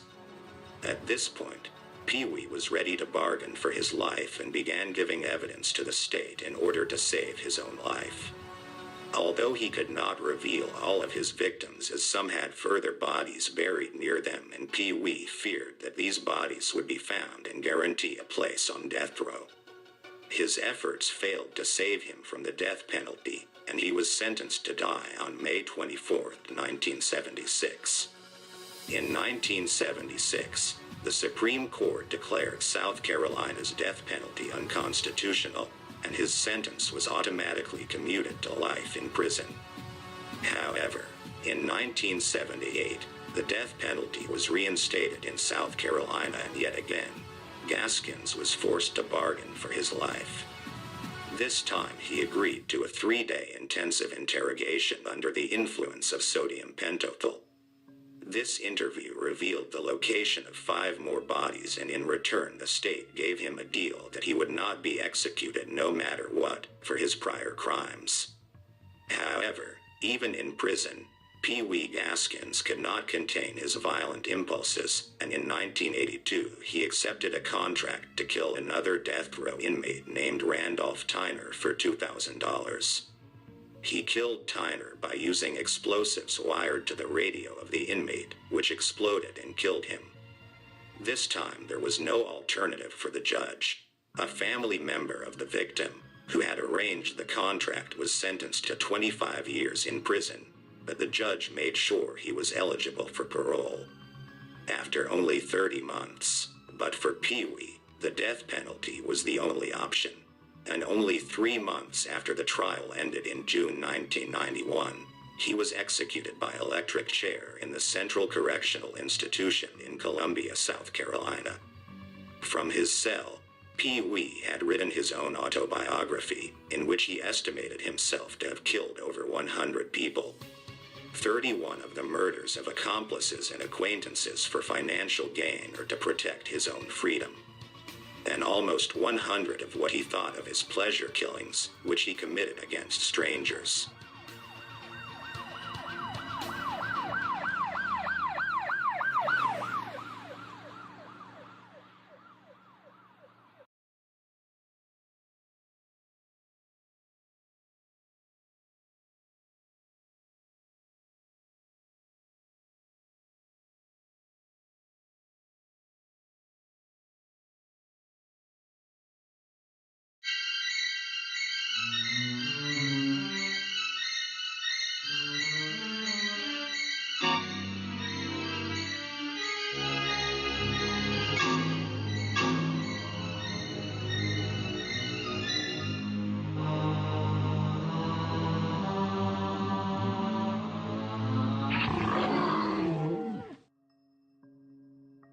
the early part of the 20th century, an American serial killer committed at least 5 confirmed murders but confessed in detail to more than 20.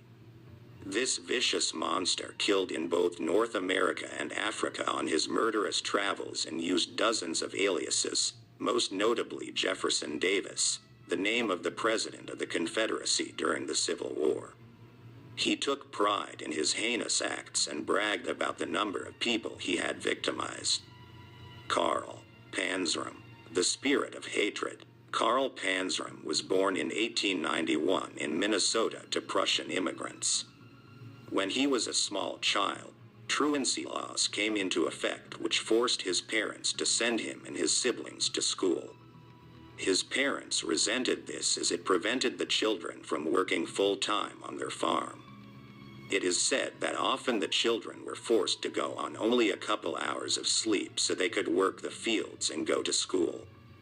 Panzram's first arrest occurred at age 8 for drunk and disorderly conduct.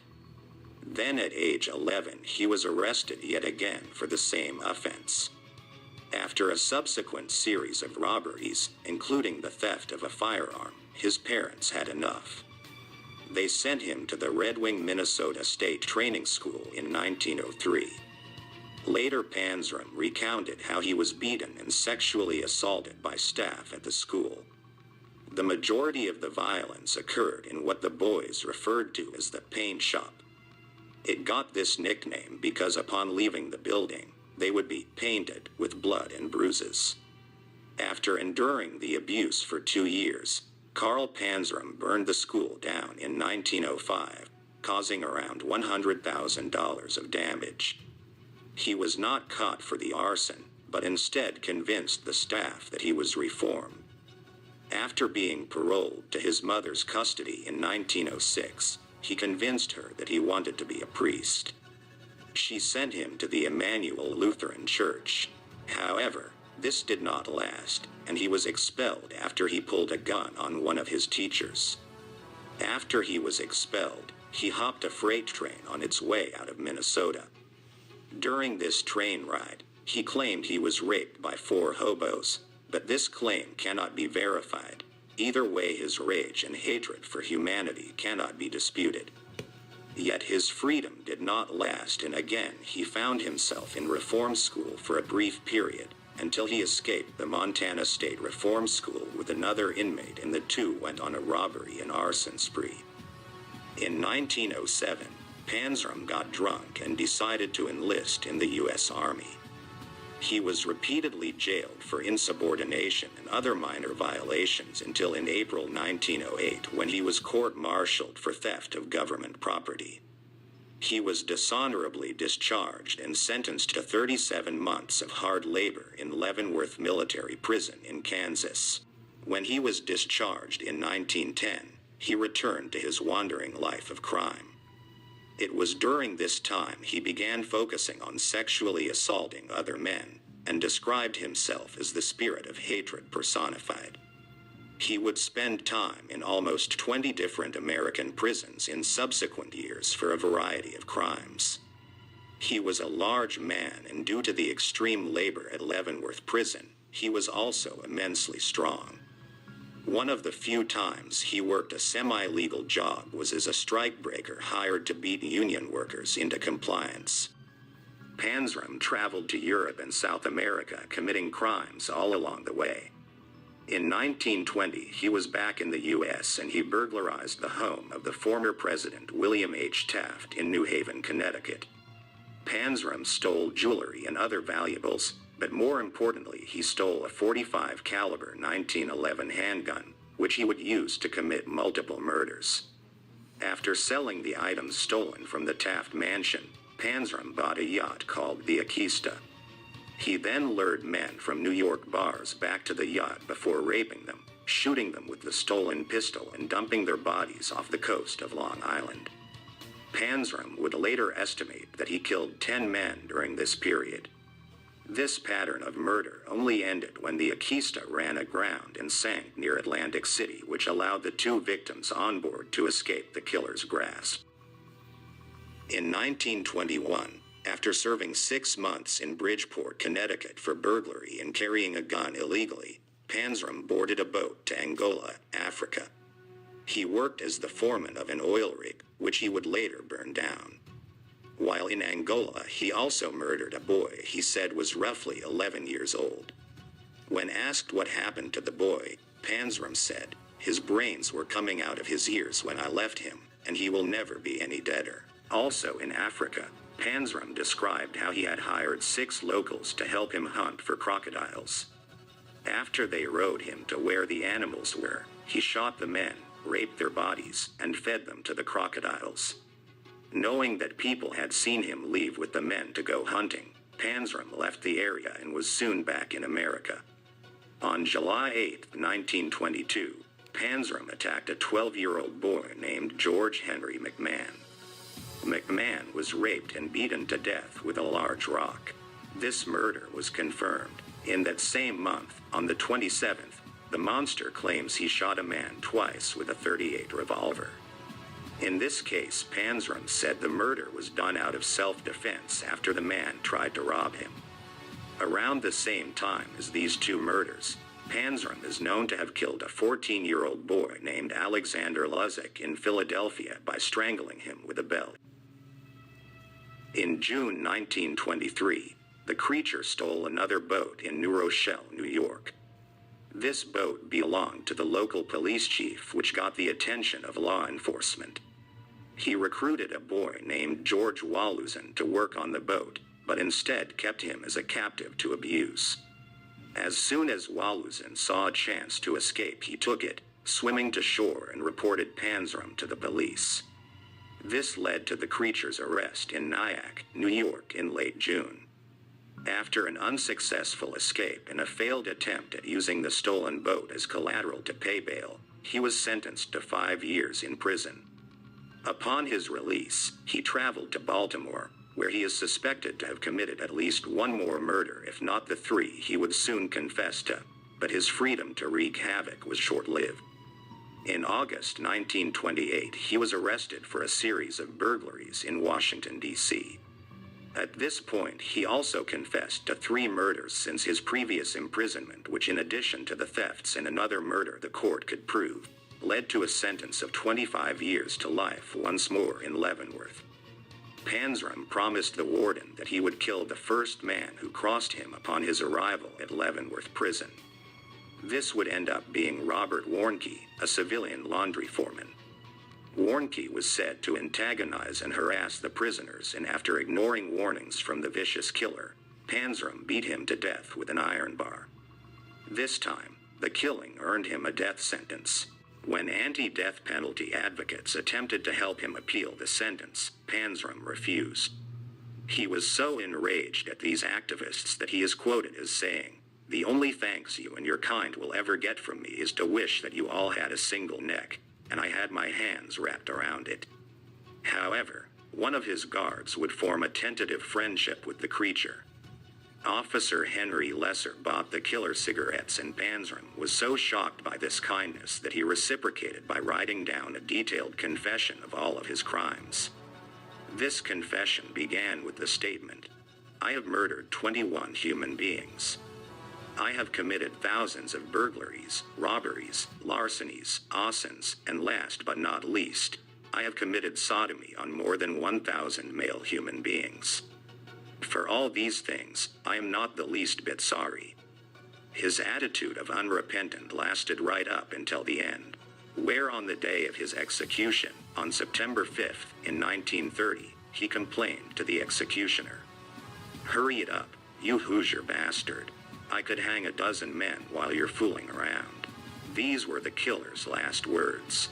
Because no one came to claim the body, Panzram was buried at the prison in a grave marked only with his inmate number. Prisoner 31614.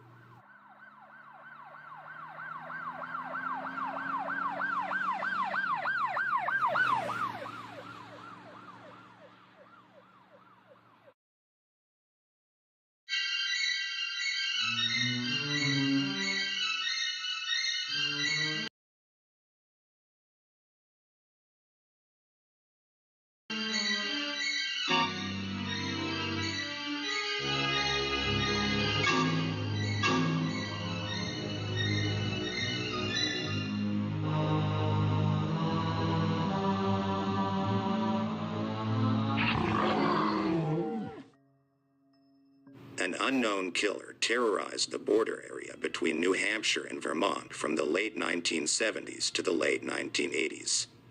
This monster is suspected of 7 murders, though the actual number may be much higher.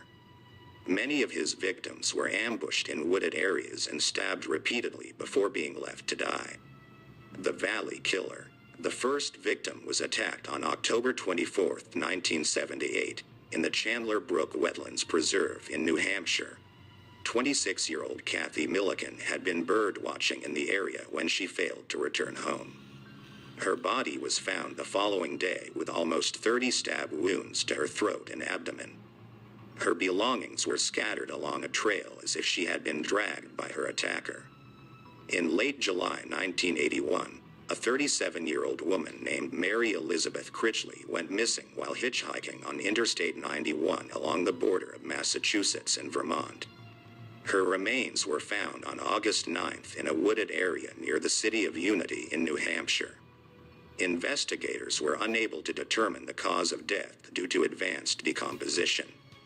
Next to die at the hands of the killer was a 17-year-old nurse's aide named Bernice Courtemanche.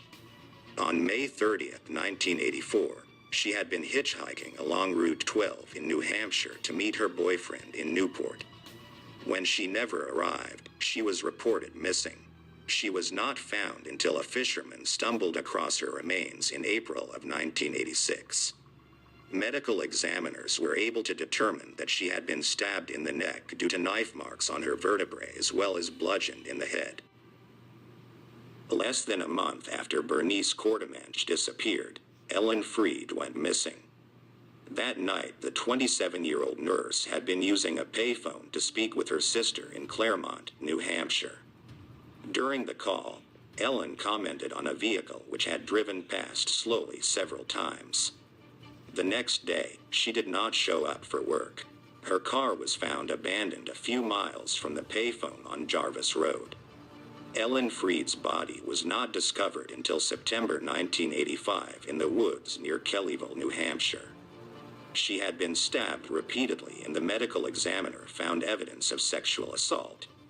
In July 1985, a 27-year-old woman named Eva Morse was hitchhiking on Route 12 near Charlestown, New Hampshire when she went missing. A year later, her body was found by loggers a few hundred feet from where Mary Elizabeth Critchley's remains had been discovered in 1981. She had been stabbed in the neck multiple times to the point her head was nearly severed. The next victim was not killed while hitchhiking or traveling along the highway. 36-year-old Linda Moore was working in her yard in Saxtons River, Vermont, on April 15, 1986. When her husband got home that evening, he found his wife murdered. She had been stabbed to death and the home was in disarray as if there had been a violent struggle. In this case, there had been several eyewitnesses that reported seeing a man in the neighborhood. They described him as a dark-haired man with a medium build and carrying a blue backpack. The police would make a composite sketch with the information supplied by the neighbors. Less than a year later, on January 10, 1987, the Valley Killer struck again. 38-year-old Barbara Agnew was driving along I-91 on her way home from a ski trip when she was killed. A snowplow driver found her car at a rest stop in Hartford, Vermont, with the door open and blood on the steering wheel. Her wallet and clothing were found in a dumpster by White River Junction in Vermont, but her body was not found until late March among some trees near Heartland, Vermont. It was snowing heavily on the night that Barbara went missing, and police do not know what led to her pulling into the rest stop, since she was only 15 minutes from her home. On August 6, 1988, a 22-year-old pregnant woman named Jane Borowski was on her way home from the county fair in Keene, New Hampshire when she was attacked. She had stopped in West Swansea to buy a drink.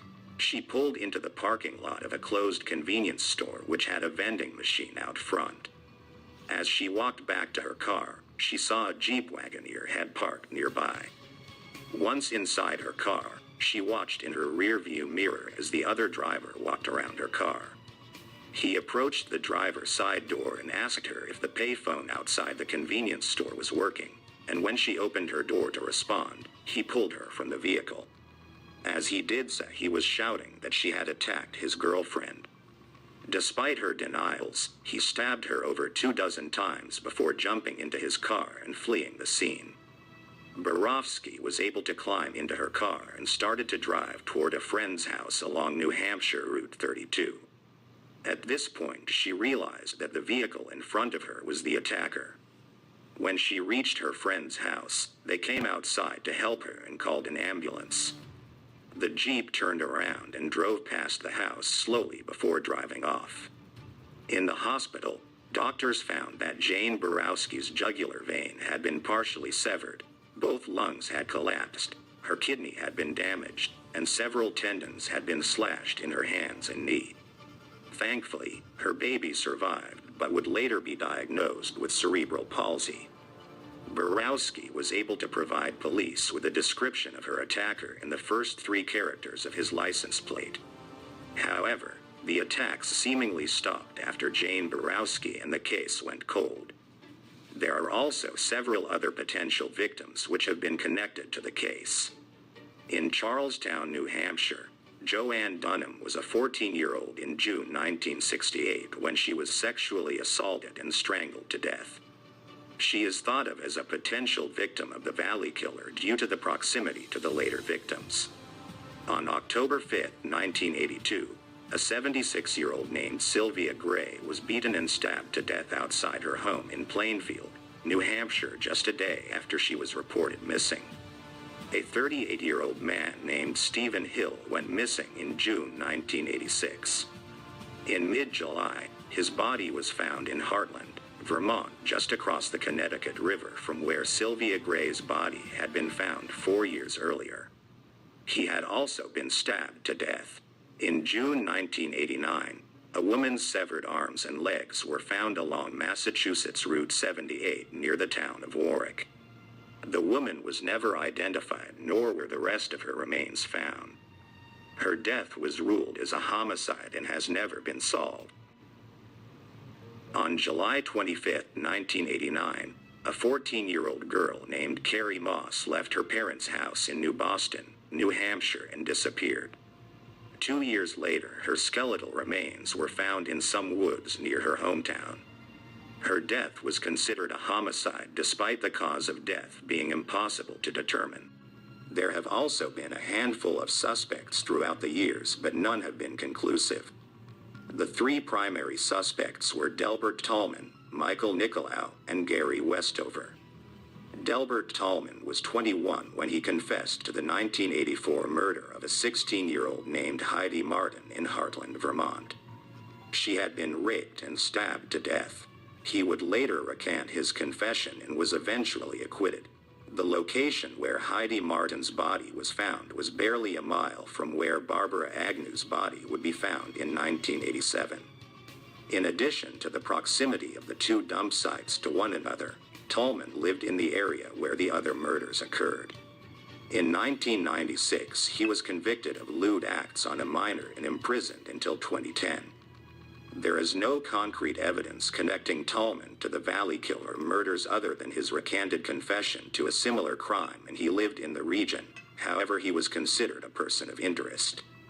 Michael Nicolau was a Vietnam veteran who had been dishonorably discharged from the military after he and several others were accused of shooting into civilian villages in 1979. He was initially charged with murder and attempted murder, but these charges were dropped. There were also reports of him leaving the base with only a knife, after telling others he was going out to hunt humans. After being kicked out of the military, he married a nurse named Michelle Ashley. The couple had 2 kids and lived near the area where the murders occurred. She would go missing in 1988 and was never found. In addition to living in the area, Nicolau drove a Jeep Wagoneer, which was the same vehicle Jane Borowski reported her attacker as driving. Nicolau later married a woman named Aileen Bowman. After he broke her shoulder, Aileen fled with her daughter. In 2005, Nicolau found them at Aileen's sister, Audrey Leon's house and forced his way inside. He was wearing a black suit and tie similar to those worn in the movie Reservoir Dogs, and he was carrying a guitar case filled with guns. Eileen's sister called the police and told them the situation. When law enforcement arrived, Nicolau brandished a firearm before retreating into the house. Before police could enter the home, they heard gunshots and found Nicolau and Eileen dead. Eileen's daughter was taken to a hospital and later died of her injuries. In addition to his history of violence in the Jeep Wagoneer, Michael Nicolau also looked remarkably like the composite made of the man who neighbors had seen the day Linda Moore was murdered.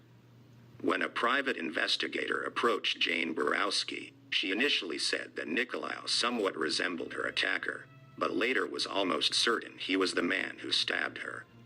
One issue with Nicolau is that he was in Virginia during some of the murders. However, this does not necessarily preclude him 100%. Gary Westover was 46 in 1997 when he confessed to his uncle Howard Minnan that he had been involved in the murder of Barbara Agnew in 1987. Westover claimed that he and 3 friends had driven from Grafton, New Hampshire to Vermont. He was a paraplegic and therefore wheelchair-bound, and said his friends had helped load him into the truck he claimed they used to abduct Agnew. Minnan was a retired sheriff's deputy and relayed the information to the police, but they did not find it credible enough to investigate seriously. Westover died in 1998. To this day, the Valley Killer murders remain unsolved, and it is impossible to determine how many more victims could have fallen prey to the killer.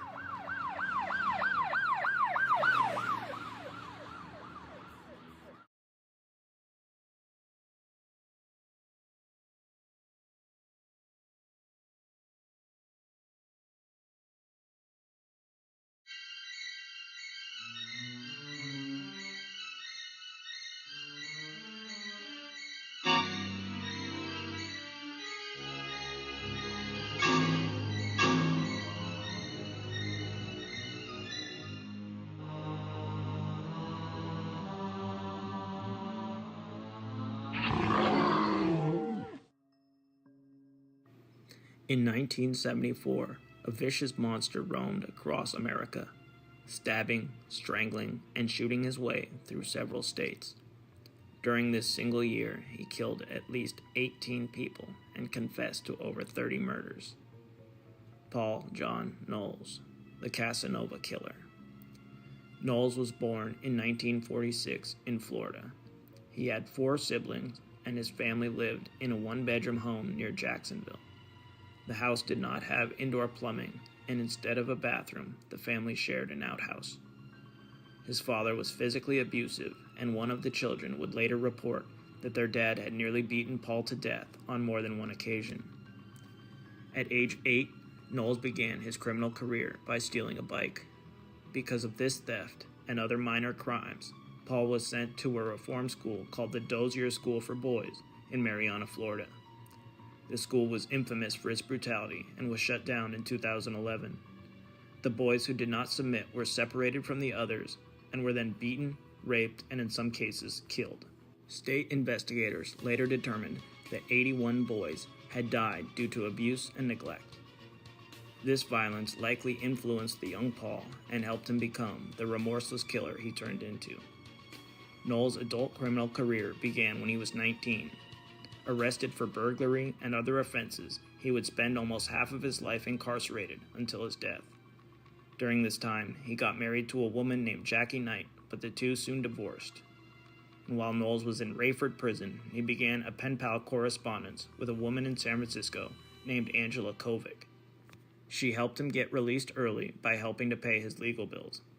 The two had planned to get married in their letters, but in 1974, when he arrived in San Francisco, she had changed her mind. Knowles claims that his first murders occurred in San Francisco the night he found out that his marriage to Kovic would never happen. Knowles went home to Florida, but in late July of 1974, he was arrested for stabbing a man during a bar fight. He was able to pick the lock to his cell, however, and escape custody on July 26. The next several months would be filled with violence and murder as Knowles moved from state to state. The murders that Knowles claimed to have committed in San Francisco could not be confirmed. However, many of those he committed in the 4 months after his escape from jail could be. Alice Curtis was a 65-year-old schoolteacher. Paul forced his way into her home and then tied her up and put a gag in her mouth. While he was away using her car, she choked on her dentures and was dead when he returned to the home. The next day, when he went to abandon the car, he saw 2 children of family friends watching him. Mylette Anderson was 7 years old, and her sister Lillian was 11. Knowles said that he feared the girls would turn him into the police, so he strangled them both to death before dumping their bodies in a swamp. On August 1st, Knowles picked up a 13-year-old girl named Imogene Sanders who was hitchhiking in Georgia. Her skeleton was found 2 years later in Warner Robins, Georgia. She was listed as a Jane Doe until 2011, when the Georgia Bureau of Investigations was finally able to identify her.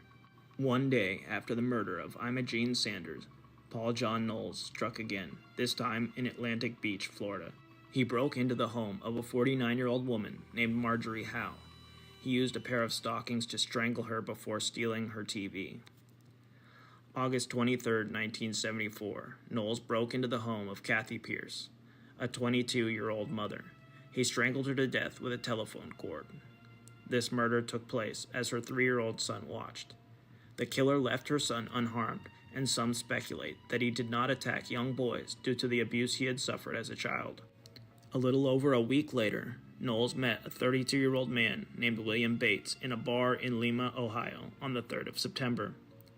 The pair had a few drinks together before leaving the bar. Paul then strangled him and stole his wallet and vehicle before dumping Bates' body in some woods nearby where it would not be discovered until October. After killing Bates, Paul used his car to leave the state and travel westward. On September 18th, he came across a pair of campers in Ely, Nevada. Emmett Johnson was 62 and his wife Lois was 61 when they encountered the creature. Knowles tied them both up before shooting them with a small caliber gun. Their bodies were found by a highway maintenance crew a week later in the back of their camper. Lois was stripped naked, suggesting a possible sexual assault.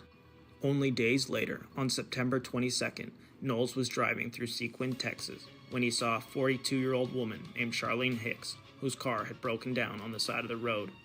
He stopped and offered help, but instead raped her, then strangled her using her own pantyhose before leaving her body at a rest stop nearby on the 25th. The very next day after the killing, the creature was in Birmingham, Alabama, when he met a 49-year-old beautician named Ann Dawson. The two traveled together for several days, and investigators are unsure whether she was kidnapped or went with Knowles willingly. However, she did pay for the pair's food and hotel while they were together. Knowles reported that he strangled her on the 29th of September and dumped her body in the Mississippi River. However, her remains were never found. After the murder of Dawson, there was a brief period without any murders as Knowles traveled through Oklahoma, Missouri, and Minnesota. But the killings resumed on October 19th in Woodford, Virginia. Doris Hovey was 53 when Knowles forced his way into her home. He used her husband's rifle to shoot her and then laid the weapon beside her as he left. Police found no evidence of sexual assault, and nothing was missing from the home, which leads one to believe that murder was the sole motivation. The next would-be victims would be saved by the actions of a police officer in Florida. While still driving the stolen car of William Bates, Knowles picked up two hitchhikers with the intent to kill them. However, he was pulled over by police who somehow did not realize the vehicle was stolen and its owner had been murdered. They let him go with the two hitchhikers. However, he was so shaken by the close call that he kicked them out of his car unharmed. It was at this point that Knowles contacted an attorney and recorded a taped confession of his crimes up to that point. Despite the efforts of the attorney to convince him to turn himself in to the authorities, Knowles refused and continued on his murder spree. The next victims would be Edward Hillard and Debbie Griffin, who were hitchhiking near Macon, Georgia on November 2nd. Edward's body was discovered in the woods outside town, while the remains of Debbie were never found. On November 6th, Knowles met a 45-year-old man named Carswell Carr in Milledgeville, Georgia. Carr invited him back to his house to spend the night. When they arrived at the home, Knowles stabbed his host to death before strangling his 15-year-old daughter Amanda, then abusing her body. 2 days later, in Atlanta, Knowles was drinking in the local bars when he met a British reporter and author named Sandy Fox. The two would spend several days together, but Knowles was unable to perform sexually with a willing partner. She would later write a book about the experience called Natural Born Killer, In Love and on the Road with a Serial Killer, which was published in 1980. On November 11th, Knowles picked up a friend of Sandy's named Susan Mackenzie. He attempted to rape her at gunpoint, but the woman escaped and went to police. When the officers approached the monster, Knowles pulled out a shotgun and was able to flee. Soon after his encounter with police, Knowles broke into the home of Beverly Maybe in West Palm Beach, Florida. He stole her car and kidnapped her sister. He then traveled to Fort Pierce, Florida, where he left the woman unharmed before continuing on his way with the stolen car. On November 16th, Knowles was in Perry, Florida, when 35-year-old Highway Patrol Officer Charles Eugene Campbell recognized the stolen car. When he attempted to arrest Paul, the monster was able to take the officer's firearm and take him hostage in his own patrol car. He then used the patrol car to pull over a motorist named James Mayer and loaded him into the car with Campbell. Knowles then took the men into the woods in Pulaski County, Georgia. He tied them to a tree before shooting them both in the head using the officer's .357 revolver. On November 17th, Knowles encountered a roadblock and attempted to drive the stolen car through it, but ended up crashing into a tree and was taken into custody after a brief chase in which the authorities used dogs and a helicopter. The chase ended when an armed civilian cornered Knowles. That day, he confessed to more than 30 murders to police. However, he was initially only charged with 7 murders. The next day, on November 18th, Knowles was being transported to a maximum security facility with an FBI escort. On the way, he picked the lock on his handcuffs and attempted to take one of the agent's pistols. Instead, Agent Ron Angel put an end to the killer by shooting him dead. The creature was buried in Clay County, Florida, in Jacksonville Memorial Gardens.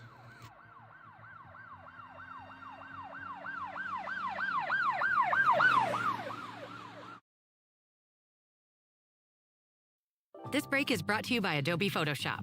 Fun fact, the latest release is packed with innovations, so you can go from inspiration to creation faster than ever. With the amazing new text-to-image, you can create just by typing a prompt, like maybe giant balloon giraffe at a sidewalk cafe, or underwater pink and purple coral wonderland. Okay, keep going. Zip through dozens of ideas in minutes. Get weird, get creative, and get your free trial at Photoshop.com.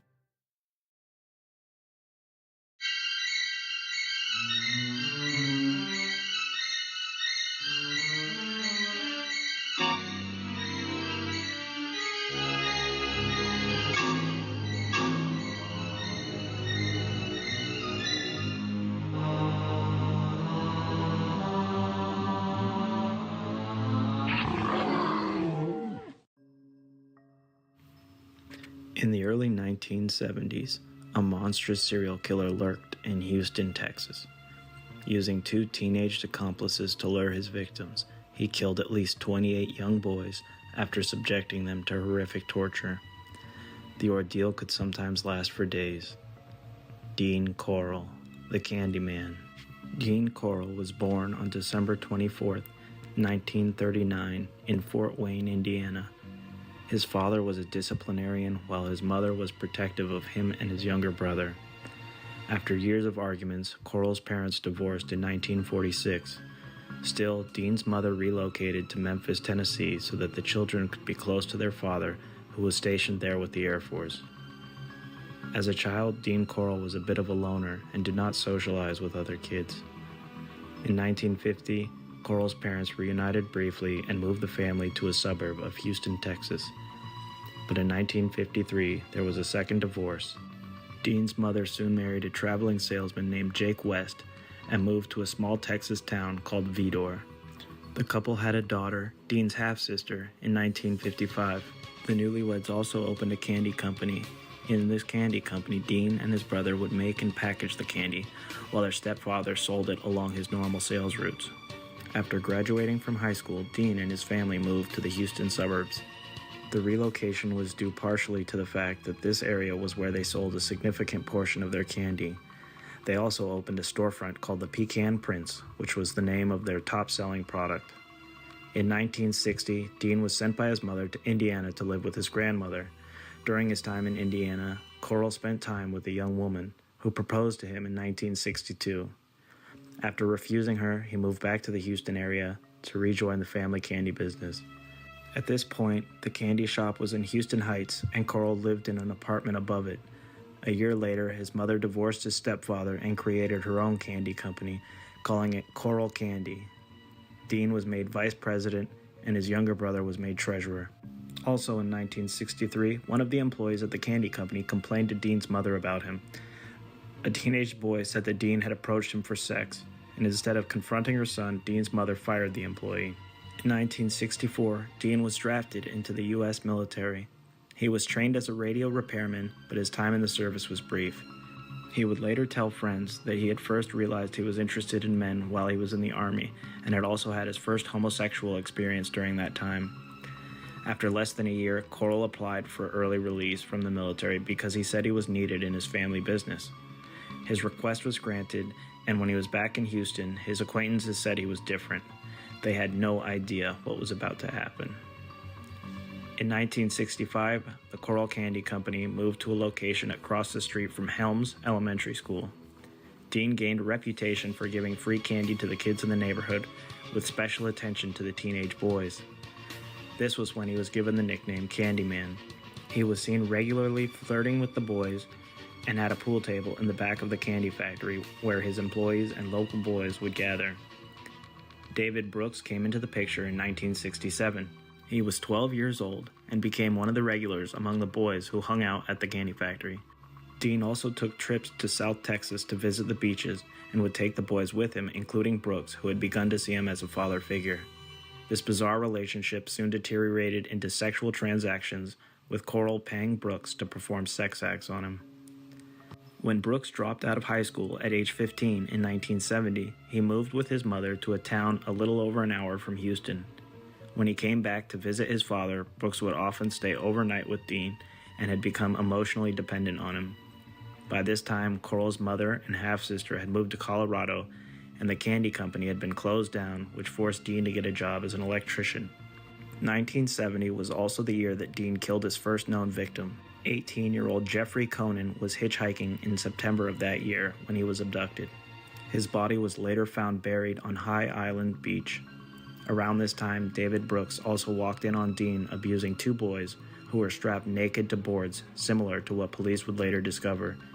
He bought Brooks' silence by buying him a Corvette and also offered cash for any boys that he could bring to Corll's house. The first victims, which Brooks brought to the monster's house on December 13th, were 14-year-old James Glass and 15-year-old David Yates. They had been attending a church gathering when Brooks approached them and convinced them to go with him to Corll's house. They were tortured and murdered before being buried in a boat shed owned by Dean. A month